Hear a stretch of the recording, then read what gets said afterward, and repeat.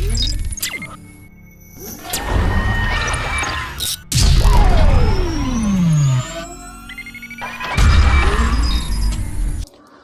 व्याकरण की कक्षा में आप सभी का स्वागत है। सबसे पहले हम एक पंक्ति द्वारा माँ शारदे की वंदना कर लेते हैं। अब हम चलते हैं आप लोगों के चैप्टर की तरफ। आप लोगों को ज्ञात होगा कि जब भी छोटा बालक पढ़ना आरंभ करता है तो वह सबसे पहले वर्ण पढ़ता है। क्या पढ़ता है? वर्ण। तो आज हम भी वर्ण ही पढ़ेंगे। तो हम चलते हैं आपके वर्ण की तरफ। पहला चैप्टर, वर्ण की परिभाषा।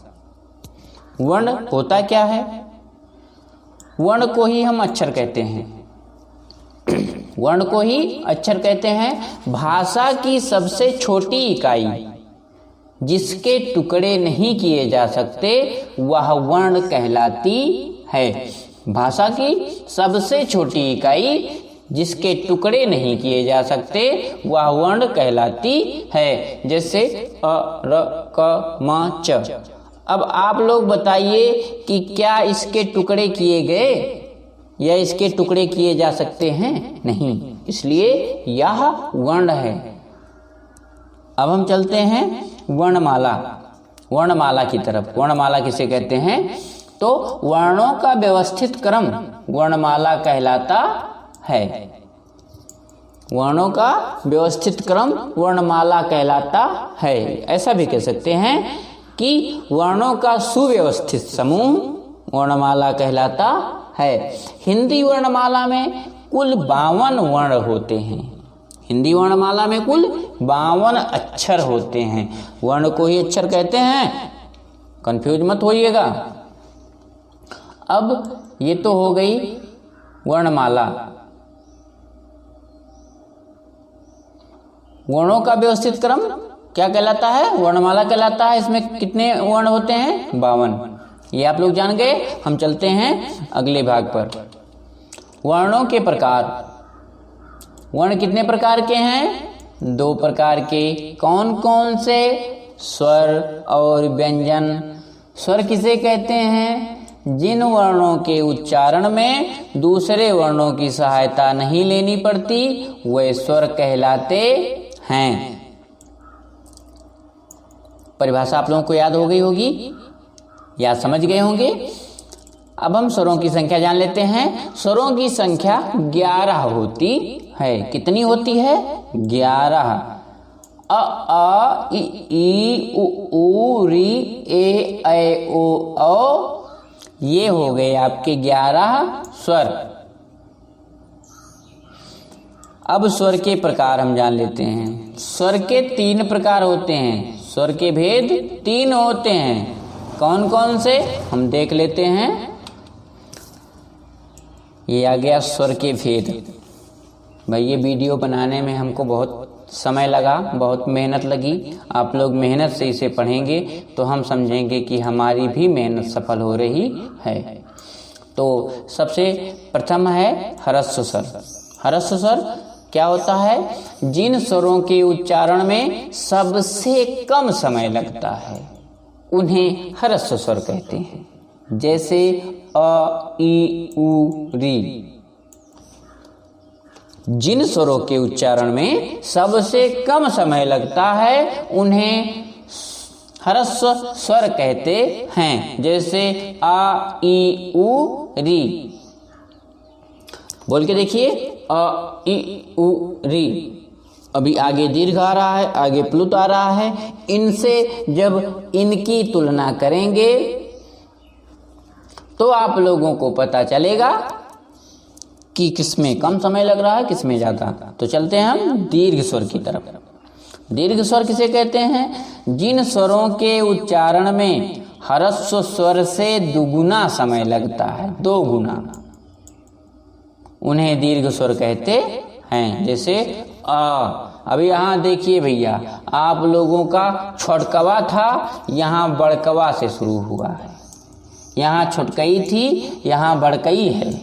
और यहाँ छोटकौआ है तो यहाँ बड़कौआ है, और ये आपके ए आई ओ औ, ये इन सबके साथ में फालतू में चले आए हैं। फिलहाल फालतू नहीं है, हमारे लिए बहुत इम्पोर्टेंट है। तो देखते हैं, हाँ कभी कभी अंग्रेजी बोल देते हैं। तो हम देखते हैं आ ई उ ए ऐ ओ औ। तो इसकी अपेक्षा, ह्रस्व स्वर की अपेक्षा दीर्घ स्वर में अधिक समय लगा कि नहीं, आप लोग बताइए। लगा ना? हाँ।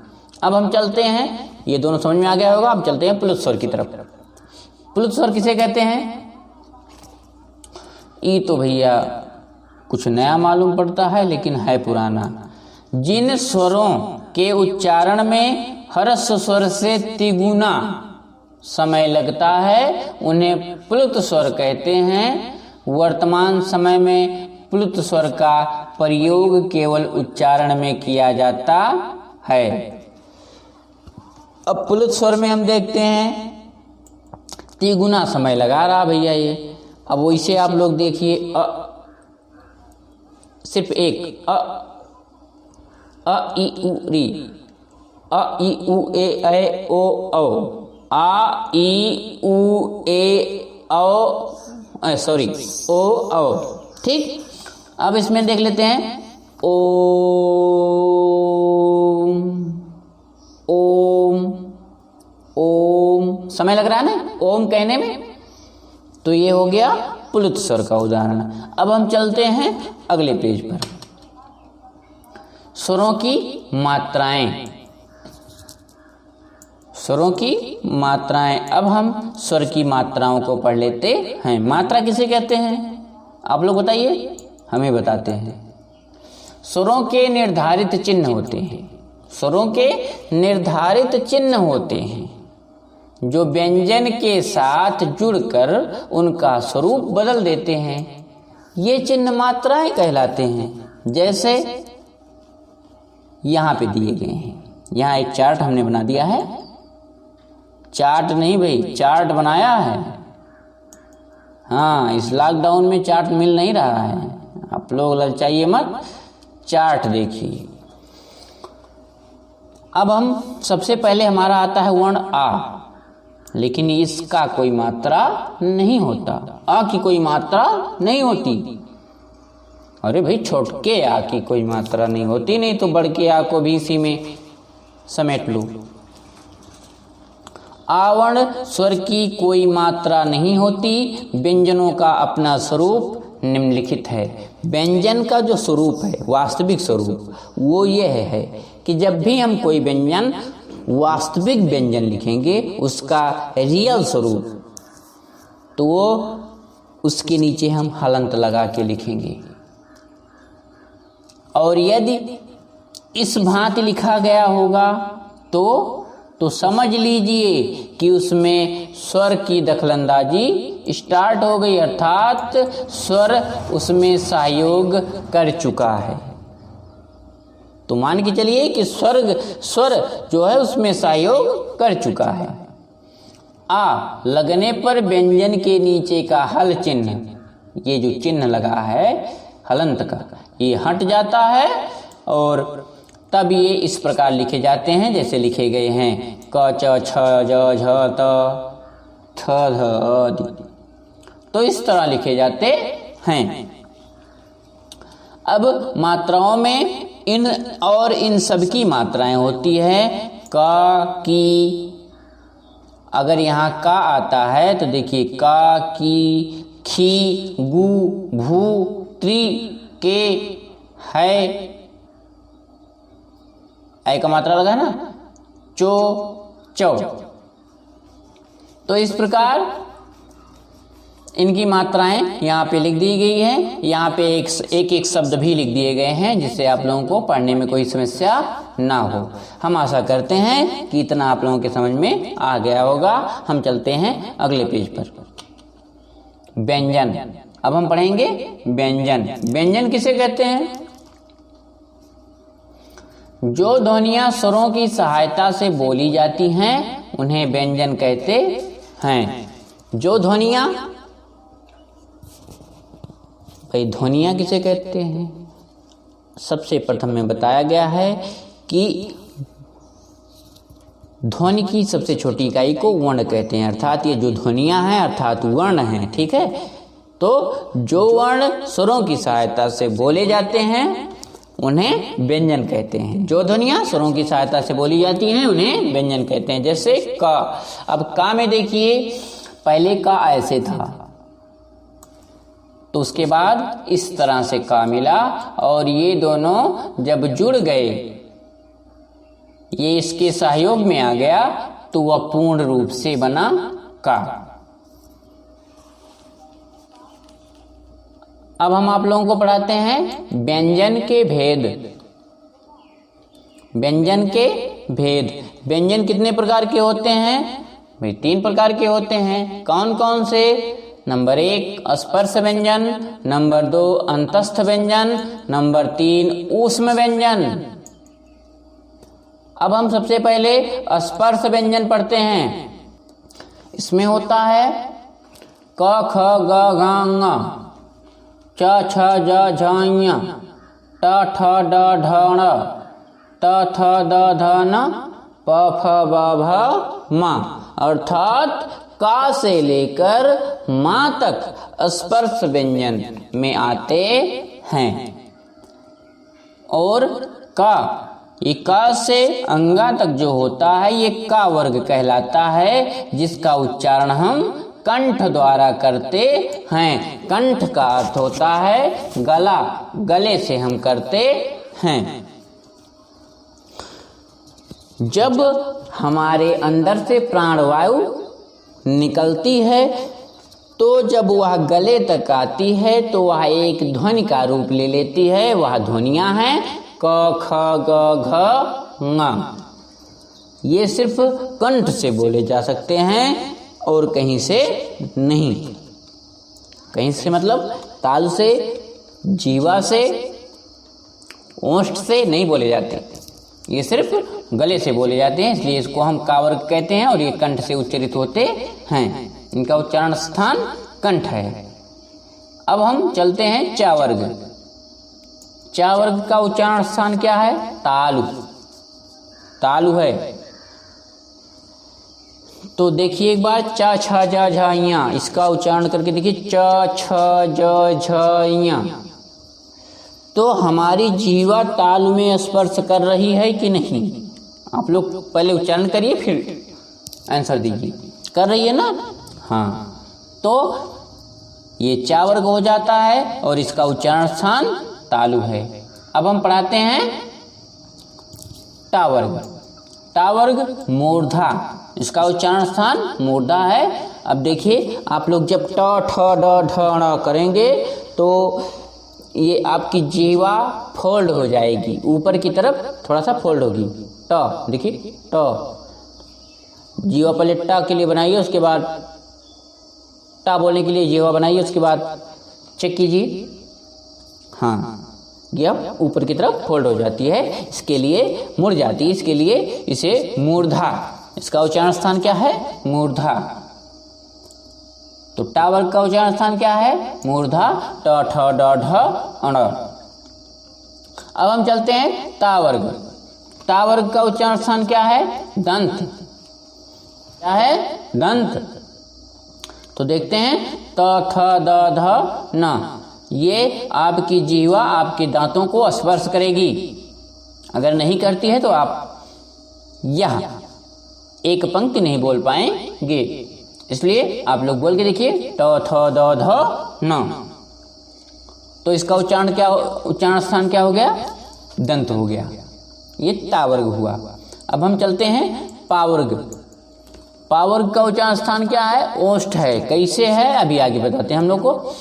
तो प फ ब भ म, क्या हमारे होंठ आपस में टकरा रहे हैं? हाँ, एक दूसरे को स्पर्श कर रहे हैं, इसलिए इसका उच्चारण स्थान ओष्ठ है। किसका? पा वर्ग का। पा वर्ग में क्या आते हैं? प फ ब भ म। अब हम चलते हैं संयुक्त वर्ण की तरफ। दो वर्ण हैं हमारे जो संयुक्त हैं, जैसे ड़ और ढ और ढ बने हुए हैं। जैसे पढ़ना, तो ड़ और ढ, पेड़ और पढ़ना, लिखकर देख लीजिएगा, आप समझ जाएंगे। अंतस्थ, अब चलते हैं हम अंतस्थ पढ़ने। क्या पढ़ने? अंतस्थ। अंतस्थ में क्या होता है?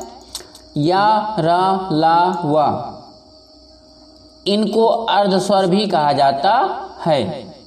या, रा, ला, वा, इन चार वर्णों को अंतस्थ वर्ण कहा जाता है। इनको अर्ध स्वर भी कहा जाता है, क्योंकि या में आ का उच्चारण हो रहा है, ठीक है। रा, रा, ये चारों वर्ण अगर कहीं लिखे जाते हैं तो ये आपस में पूर्ण माने जाते हैं, ठीक है।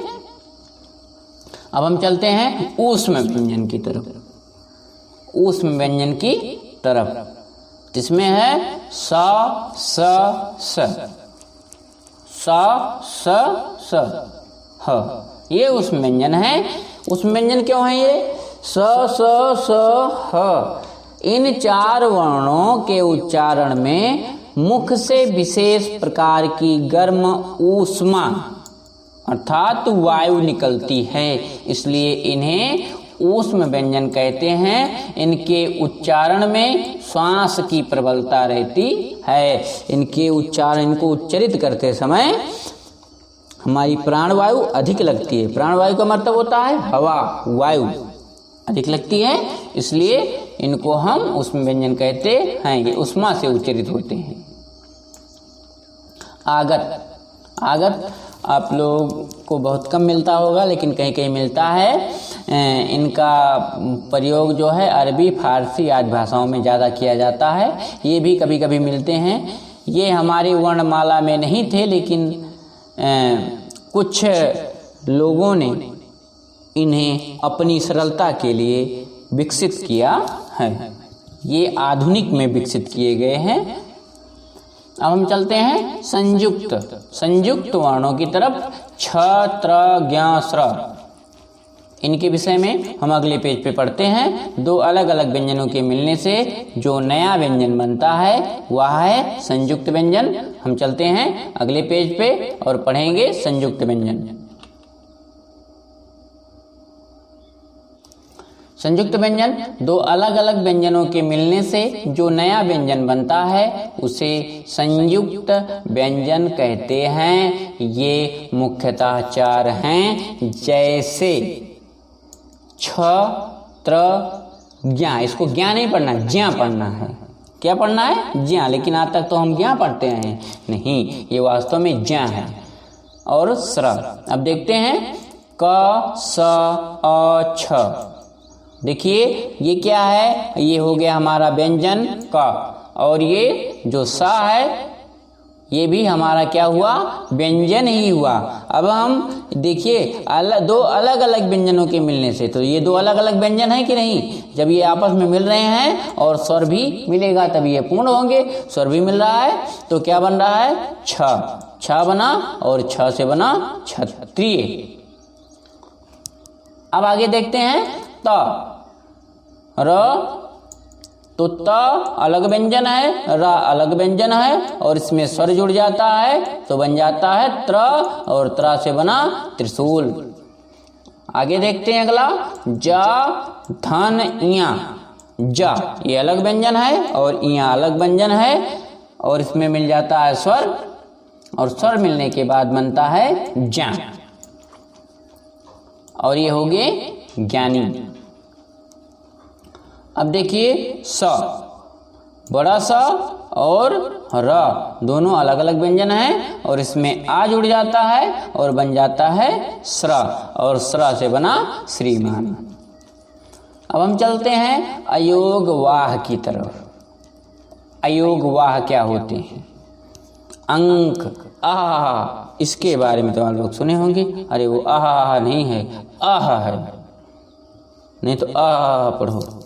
तो देखते हैं, अनुस्वार पढ़ते हैं। अनुस्वार में जिस वर्ण का उच्चारण करते समय हवा केवल नाक से बाहर निकलती है उसे अनुस्वार कहते हैं। इसका चिन्ह है केवल एक बिंदी, जैसे डंडा, हंस, गंगा, कंचन, पंकज। ठीक। अब हम पढ़ते हैं विसर्ग। विसर्ग में देखते हैं विसर्ग क्या होता है। जिस अयोग वाह ध्वनि का उच्चारण हा के समान किया जाता है उसे विसर्ग कहते हैं। जैसे प्रातः, तो देखिए अंत में ह का उच्चारण हो रहा है कि नहीं हो रहा है। फलतः, अतः, इस तरह इसमें हा का उच्चारण हुआ तो यह कौन सा है, विसर्ग अयोग वाह है। अब हम पढ़ते हैं अनुनासिक। अनुनासिक आप लोग पढ़े होंगे, अनुनासिक देख लेते हैं।